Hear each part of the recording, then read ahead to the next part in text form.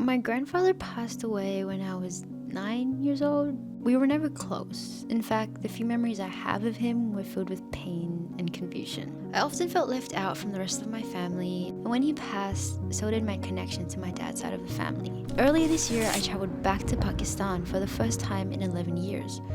This time, I made a conscious effort to meet my family and learn about my history.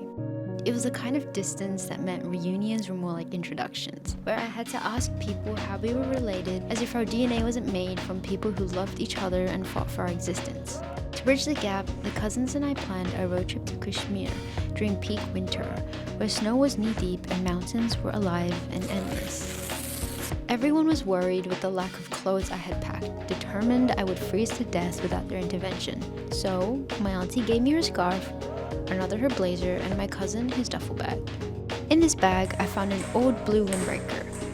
I'm not sure why, but this jacket in particular stood out to me. The sleeves were long and the jacket was big, drooping over me.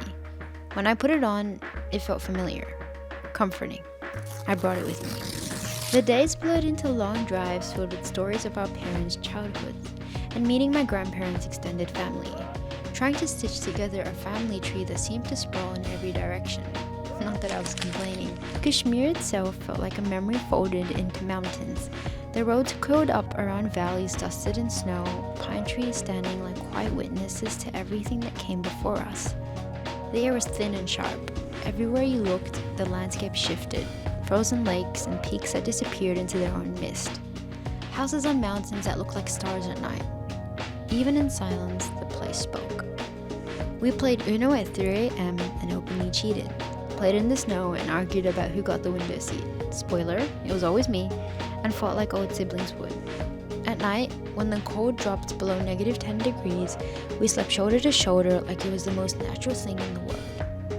And when I arrived back in Sydney, with a new and profound sense of belonging, the widget on my phone showcased a carousel of old photos from the past, and one caught my breath. It was a screenshot I had taken 11 years ago. A Google Maps Street View image of my grandpa sitting outside our house in the same blue jacket I had worn. Maybe we weren't as far apart as I thought we were.